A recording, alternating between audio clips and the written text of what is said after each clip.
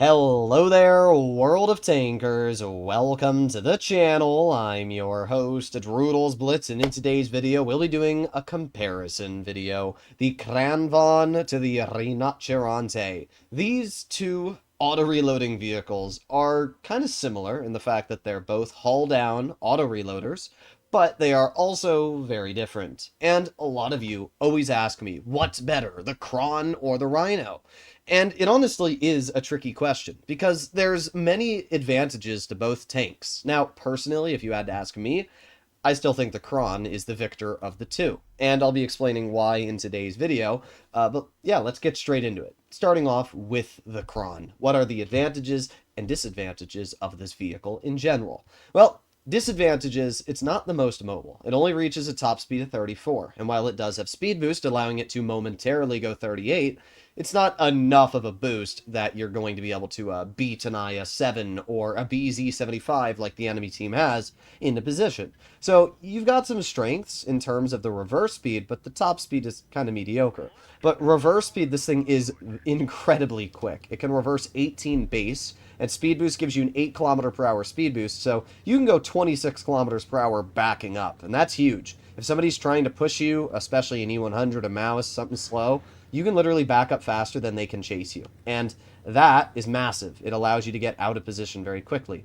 But you can see with speed boost, as long as it's early game positioning, you can actually get into a spot pretty fast. Now the 113 is starting to out accelerate me and everything, but it is pretty mobile for the most part, which is very nice. The biggest advantage the Kron has over most tanks is just the sheer amount of turret armor it has. I don't even know where we just got penned, to be honest, but this thing has crazy levels of turret armor. Enough that most tier 10s aren't really going to have a chance of doing anything to you. Now that's an Object 268, and it is a scary tank, actually, so we have to be a little bit cautious about that, but we're doing pretty good so far. And all I need to do is chill, wait, and cover, and we reload our shells. The Kron has upwards of 2600, 2700 DPM on single shot, which is pretty impressive. A lot of people don't realize that. So if we reload just a slight bit longer here, we actually have the ability to get a lot of damage out. There's one shell into the enemy AMX-50B. We have the IS-7 in front as well, and we're just going to wait for our DPM to kind of stay pretty high in this thing. So let's see. I'm more worried about that 268 than anything, to be real. Ah, dang, dude. I need that 268 to get out of the game. There you go. Yeah, that 268 needed to go. Out of everybody here, that 268 needed to go. And I have support, right? This 50B, he's playing like a cringer. Okay. Everybody wants to focus me, I guess. Whatever, dude.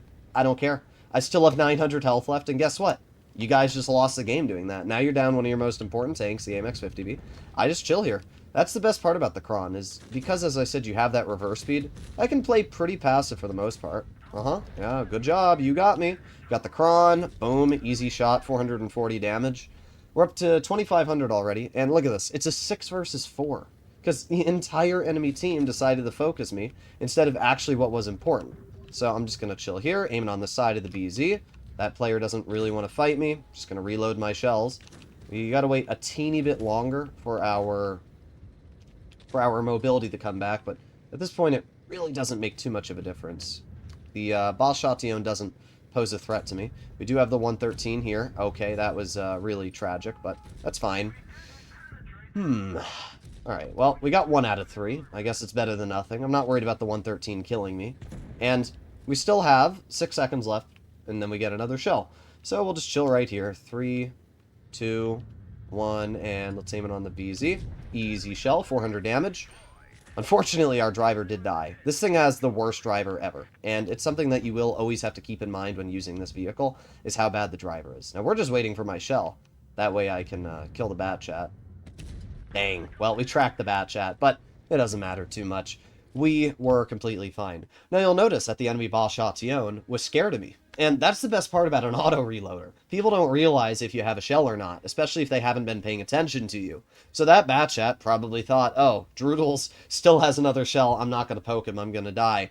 In reality, I was on full reload the whole time. The enemy team, that 50B, really wanted to tunnel me. 60%er most likely knew who I was.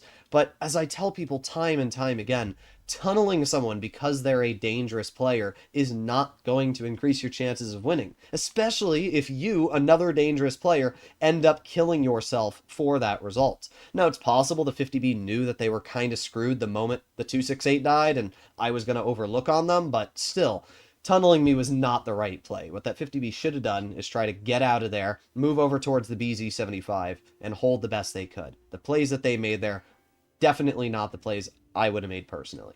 But let's see what we can do here. We're in our second battle, and then we're going to swap over to the Rhino for the next 2 games. Let's see. Up against us, we got a 57 Heavy, we have a Kampfpanzer, and a Super Conqueror for the Heavies. All very strong tanks.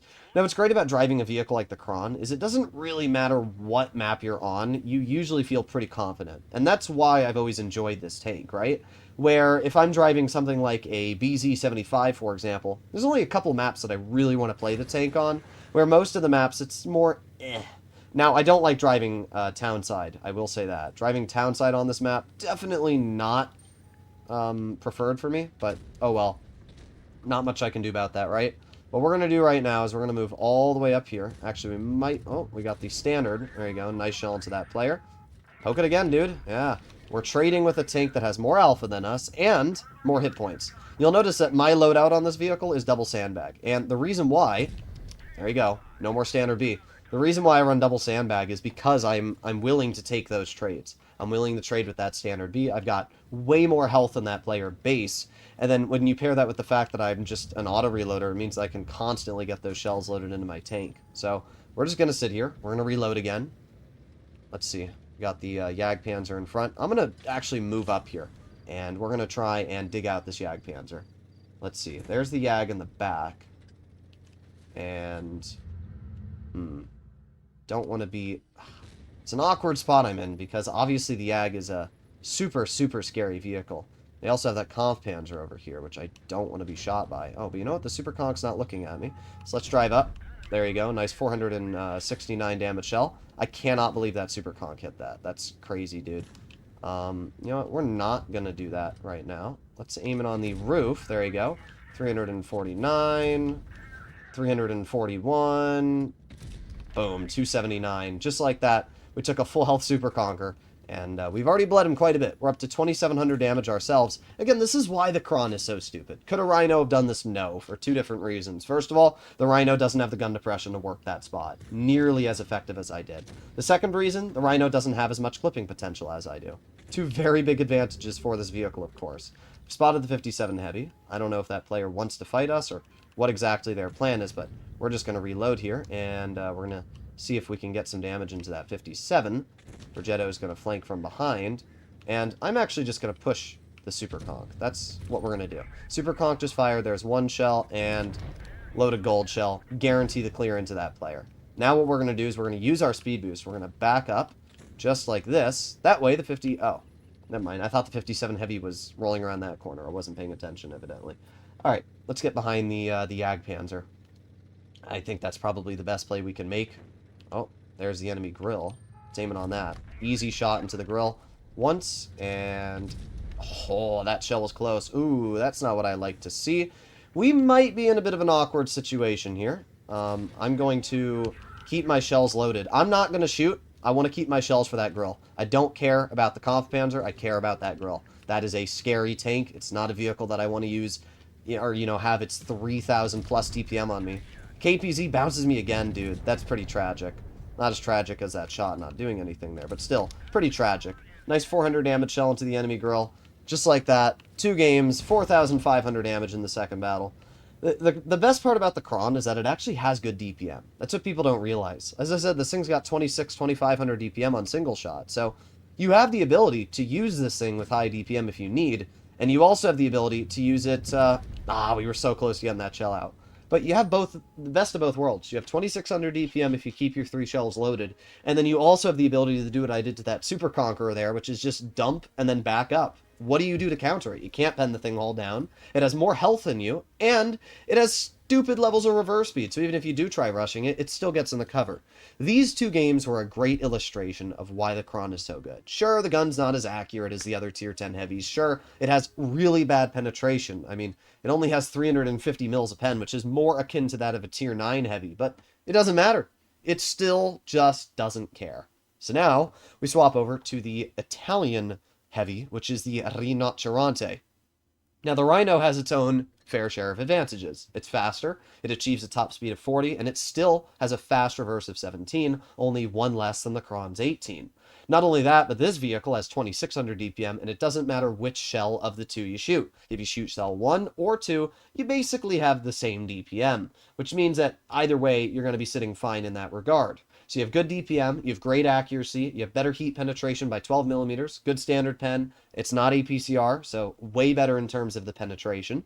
It does have less gun depression, though, at 7 degrees instead of 9, and that gun depression is a big difference. The other big difference is the armor. Sure, the Kron doesn't have the best hull armor, but it's definitely better than the Rhino's hull armor. The Rhino upper plate and lower plate are super easy to pen, and not only that, but the vehicle's turret is only really good when using gun depression. On flat ground, most people running calibrated will be able to cut through you. So those are all things to keep in mind. In general, the Rhino is still a very strong vehicle when using the gun depression.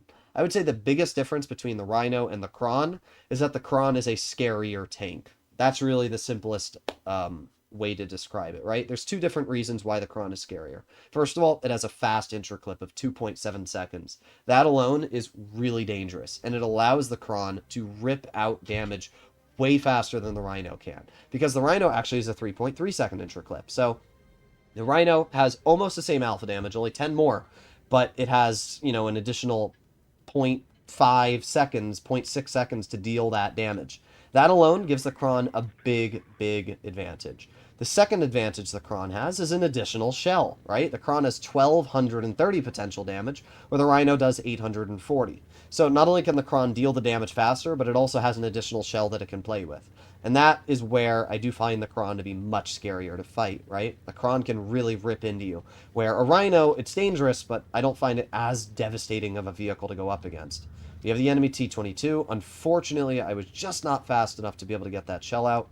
We have the enemy M46 Patton, which we are going to aim in one 420 damage shell into, and a second 400 damage shell. We do get shot by the T-22, but we still did 800 damage, so that's a win if you ask me. Now, our team is not doing very good here. We do have the YAG, we do have some, decent tanks. Oh, man, our 30B's already dead, bro. What are we doing, my guy? What are we doing? Well, we're down to 30B. Let's aim it on the Patton. There you go, nice 403. We also have the enemy 5A. Boom, another 460 damage shell. The big advantage of the Rhino is that you don't lose DPM single shot. So I can, okay. That T-22 is definitely getting a little bit on my nerves. Not necessarily because it's a dangerous tank. It's just, oh man, this is not a good team, dude. This is bad. Well, it doesn't matter how good the tank you're driving is. If your team's bad, you are going to be bad. And that is the facts. Well, great. There goes all of my health already. We got to keep backing up here. T-22, and let's aim it on that player. Unfortunately, our first shell misses. Let's aim it on that T-22 again. Wow, and that shell went right into the bridge. I could not have worse RNG right now. That T-22 is the main threat. If that player goes, we can actually have a potential of winning this game. But the problem is right now that T-22 is just doing what he wants. All right, we're going to chill here. We're going to wait a teeny bit longer. And 3, 2, 1. There you go. 384. That's obviously pretty important. And let's aim it on that T-22 again. You know what I'm going to do? I'm actually going to send this player. I think I can get away with it. This person made an over-aggression, and now they're going to regret it. Let's move up and try and push this T-22 off, and there you go. There's one shell, and I don't care what shoots me. You're getting out of the game, my dude. Bye-bye. That was a huge play, and even though I bled a lot of health for it, it was worth it, because now, at least the T-22 is dead. I don't need to deal with that player anymore. And I like how they're mad at me. That's hilarious. They make an over-aggression, put themselves in a bad spot, and they're mad at me for outplaying them. That's a skill issue and a half, dude. Well, there you go. We get a clear into you. Unfortunately, still doesn't make a difference. Our team is awful. And when you're, gifted a team like this, there's just simply not much you can do, right? Let's aim it on the Hori. There you go. 385. We did pretty good this game, to be fair. Let's see. We did 3,700 damage. And we did everything in our power to win this game. I made sure that the medium wasn't flanking our team. I bled out everything that made over-aggression throughout the whole game. we did everything perfect, but unfortunately, our team was simply inferior. Our 116 F3 went down and did literally nothing. Our AMX 30B flanked into their spawn immediately and died. And I mean, dude, how do you do 0 damage in a 3? That's how. That right there is exactly how. Oof, man, that's yeah, that's pretty sad. Our whole team was pretty dang bad, dude. But hey, the Rhino did great, and you can see why the Rhino is such a strong vehicle as well, right? The armor is solid. You know, we got bounces when we were hauled down, and the gun is pretty good. Our gun unfortunately trolled us twice on that T-22. And honestly, if we had been able to secure those 2 shots that we fired at the T-22, we might have been able to deal an additional 1,000 damage that game. There's still no way we would have won, but being able to bleed that T-22 to a 1-shot would have massively changed the outcome of that battle. But it's whatever. As I always say, there's nothing you can do about a bad team. So let's see. We got an IS-7, we got an IS-4, a no camo 57 heavy. That is never, never a good thing to see on your team. But again, we'll see what we can do here. What I am noticing is that our whole team is going towards the... I don't like that bush there, so we're going to pre-aim that bush just in case we do get spotted. And we're going to move up. Okay, nice. There's the enemy Rheinmetall Panzerwagen. A little too late to that spot, though, dude. You should have been there sooner. We're going to start moving up on the medium flank, because that's where, obviously, our whole team is. Got the IS-7 on the side. Let's see if we can maybe... keep flanking here. Keep going, keep going, keep going. Nice, nice, nice. Beautiful. Alright. That's exactly what we wanted. Alright. Now, we have the enemy Caro. Oh, we got the Rheinmetall. There you go. Nice 412. I'm not going to shoot the Caro. As, you know, much of a threat as that Caro is, it's not worth it for me to shoot that player. I'd much rather get the Rheinmetall shot. Oh, there it is. There it is. Yes, sirree, Bob.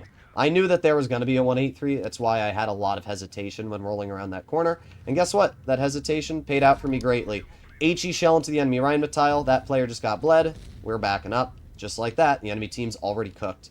That's just how easily you can make an impact in these games. Aiming on the side of the enemy Caro. 407 damage. Unfortunately, looks like... Oh, I was about to say our E4 might die, but actually he's not going to. And the 183 is making a stupid play, driving out to try and tunnel our Sheridan, which means that not only is the 183 going to get outplayed, but now he's going to die. What a bozo, dude. Alright, let's aim it on the IS-7. There you go, because I have a feeling the 57 Heavy is going to clear that 183.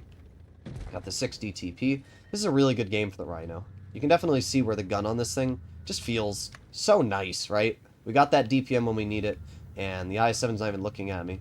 We're just going to reload. 3, 2, 1. There you have it. And let's aim it on the lower plate of the IS-7. We do have the grill over here. The grill missed me. Honestly, that's pretty sad that you did, dude. I don't know how that grill even missed, but hey, brought the IS-7 down to a 1-shot. Our Sheridan's going to get the clear. We're going to reload again. And now the grill's obviously realized, oh, that's not very good. Let's see. I'm going to push the 60 TP. I think that's the right play to make. I'm going to help out the Sheridan. Let's see. There you go. 60 is going to start turning. And let's aim it on the back of the 60 turret.